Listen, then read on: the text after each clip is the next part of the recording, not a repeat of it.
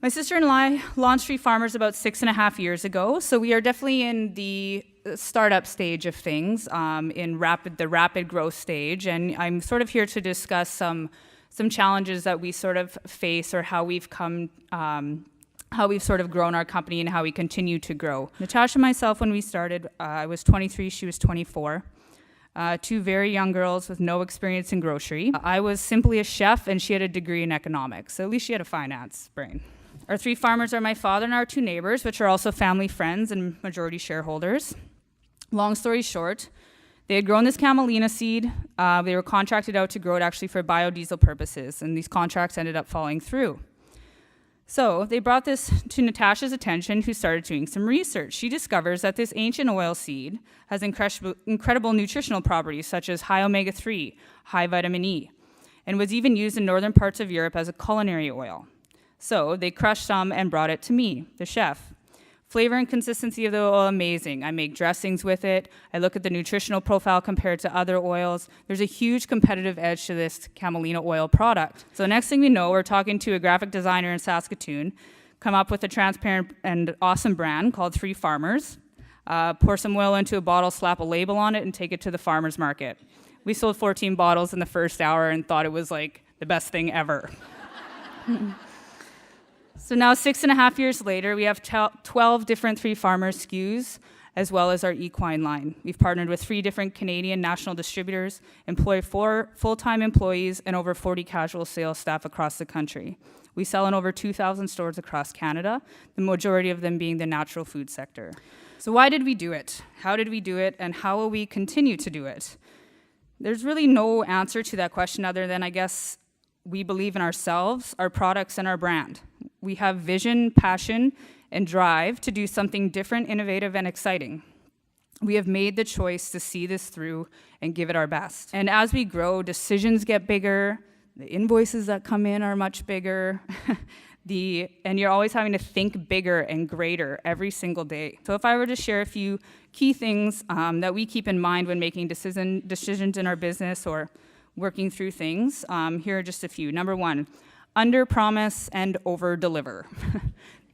Very, very important. This builds you up as a person that someone can rely on. It's very bad for your reputation or anything if you overpromise something and then you never deliver on it. Number 2, controlled growth is smart growth.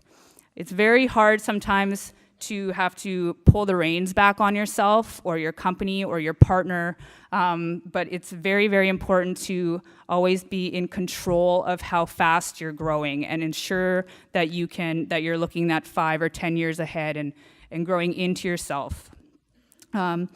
Make decisions based on numbers and factual information, never on emotion. Your bottom line will not lie. It can't.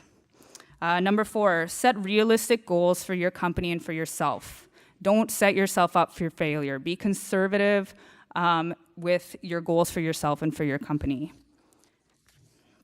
Number 5, relationships are key. It really is a combination of who you know and what you know. It's not just one or the other. Number 6, do your due diligence. Understand your risks, whether it's in a new partnership or a new marketplace. Just do your due diligence. Number 7, don't be scared to ask questions and ask a lot of questions. There are no stupid questions, ever. Number 8, listen. Listen to your marketplace, listen to your partners, listen to your employees, listen to your family. Listen, listen, listen, very important. Number 9, invest in yourself and invest in your team. And number 10, which I think is a little more sort of product focused and based on our experience, but I think when launching a business or a product, people sort of think of it as maybe firing a gun, ready, aim, fire. But we sort of do things a little bit backwards. We are a ready, fire, aim sort of group. In order to better your product, feel out demand, and listen to what your market has to say, you need to get the product out there. You need to get the business out there. Your product or business needs to be at an acceptable standard, but always assume there will be some great changes to come when you launch. So no matter what you do or how hard you try, you'll never please everybody, including yourself. You're always striving to be more perfect than you are, and that's really hard. Women are very, very bad for that. So stop being so hard on yourself and don't worry about what others will think or what others will say.